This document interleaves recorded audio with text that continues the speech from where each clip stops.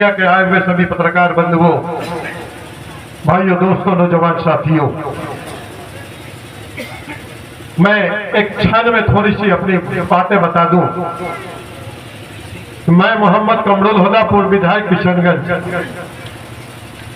मेरा जो 20 साल राजनीतिक कैरियर है,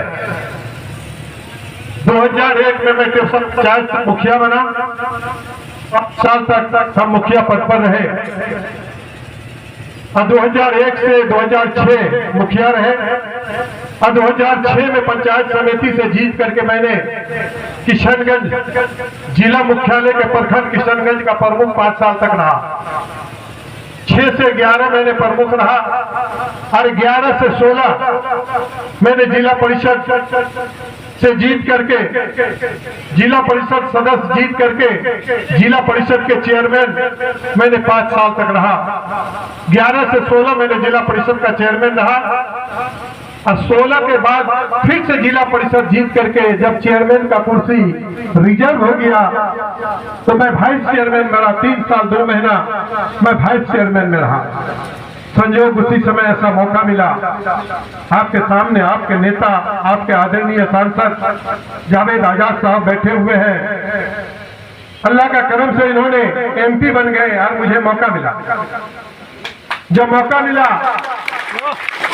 तो 2019 में मैंने आपके प्यार, आपकी मोहब्बत, आपकी हमदर्दी, आपकी वो ताकत, आपकी वोट की ताकत ने मुझे विधानसभा पहुंचा दिया।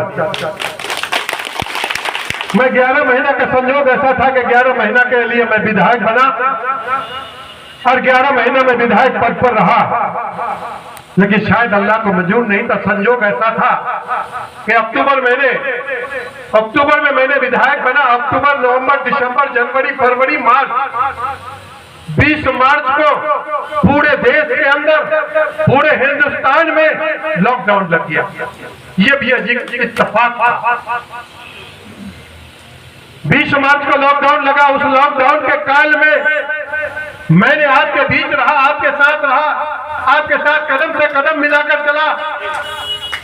हर आदमी को अपना डर रहता है, लेकिन कमरुल हुदा मास्क पहन करके, गमछा पहन करके, मैं बता दूं कि इस कोठिया प्रखंड में 97 क्वारंटाइन सेंटर बना था। उन 97 क्वारंटाइन सेंटर में 60 से अधिक क्वारंटाइन सेंटर में मैं खुद गया, लोगों से जाकर मिला, लोगों के हमदर्दी जानी, लोगों के बीच में गया, लोगों के तकलीफ को जाना, लोगों के दुख दर्द को जाना। ये ऐसा समय था, वो कार्यकाल था। हमारे सांसद जी भी यहाँ पर बैठे हुए हैं कि लोग अपने घर के परिवार से डरते थे। अगर बेटा क्वारंटाइन सेंटर में है तो बाप डरता था, अगर हस्बैंड क्वारंटाइन सेंटर में है तो बीवी डरती थी, अगर भाई क्वारंटाइन सेंटर में है तो बहन डरती थी कि शायद मैं क्वारंटाइन सेंटर के बगल में अगर जाऊं, खाना लेकर के जाऊं, तो शायद जो खाना में मैं उसे खाना परोसूंगा, उस थाली के साथ में कोरोना मेरे घर पर आ जाएगा। और वो दूर से जिस तरह से अछूत आदमी को खाना पानी देता है, उसी तरह से क्वारंटाइन सेंटर में रहने वाले हमारे बच्चे जो दिल्ली, पंजाब, हरियाणा के सड़कों में धूल भाग रहा था, उन लोगों को इस तरह से खाना दिया जाता था, डर डर करके। मैंने 60 से अधिक क्वारंटाइन सेंटर में गया, लोगों से मिला। कुछ लोग तो नेपाल में परेशान थे, सिक्किम में परेशान थे। सिक्किम से लोग फोन करते थे कि सर हम लोग सिक्किम में फंसे हुए हैं, नेपाल में फंसे हुए हैं। मैंने कहा कि अगर आपको मेरा लेटर पैड का जरूरत हो, आप हमें फोन करके बताइए, व्हाट्सएप करके बताइए। अगर आपकी सरकार मानती है कि वहां के विधायक का लेटर पैड को मैं मानूंगा, तो मैं अपना लेटर पैड को लिख करके देता हूँ।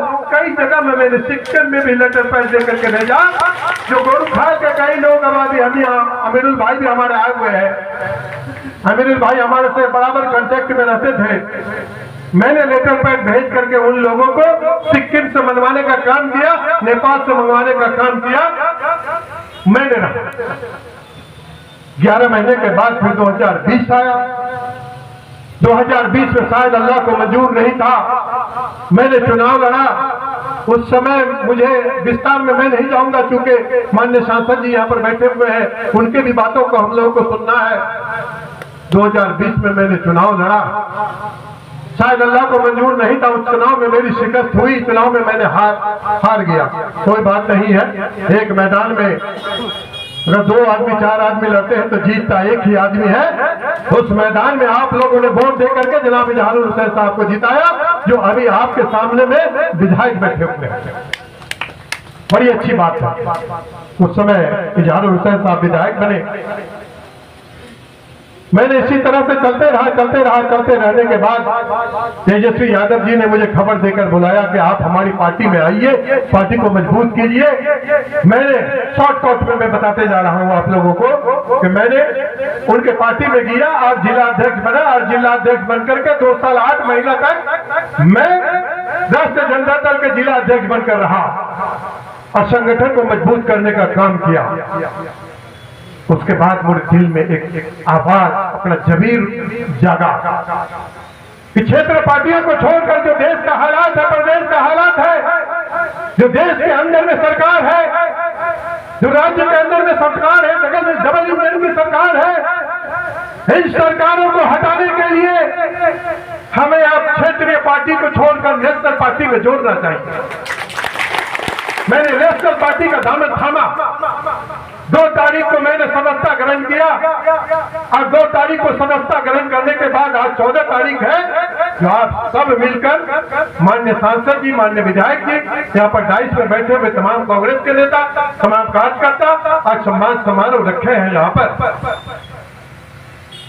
मैंने सदस्यता ग्रहण किया। सदस्यता ग्रहण करने के बाद जो केंद्र में सरकार है, राज्य में सरकार है, डबल इंजन की सरकार है, इस सरकार को उखाड़ के फेंकने का काम हम लोग मिलकर करेंगे।